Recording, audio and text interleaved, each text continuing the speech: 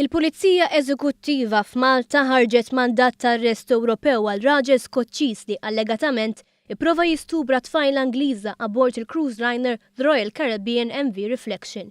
Il-każ imur lura għall-lejl ta' 23 ta' Lulju meta skont il-vittma li kienet fuq vakanza mal-familja tagħha, it-tazza li minna kienet qed tixrob ġiet miżjuda b'xi sustanza li waslita biex tistordi.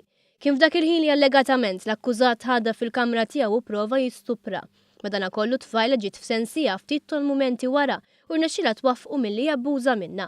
Minħabba n-natura sensittiva tal-każ li seħħ fl-ibħra internazzjonali, il-ġurisdizzjoni ma taqax f'idejn il-pajjiż ta' domiċilju tal-vittma iżda huwa biss il-pajjiż li fih ir-reġistrat il-bastiment li jista' jipproċedi. Kien għalhekk li l-każ spiċċa f'idejn il-Pulizija ta' Malta li min-naħa tagħha ikkollaborat mal-awtoritajiet responsabbli biex jinħareġ il-mandat ta' arrest Ewropew. Mill-lat legali l-każ huwa meqjus bħala wieħed kumpless u l-investigazzjonijiet għadhom għaddejjin.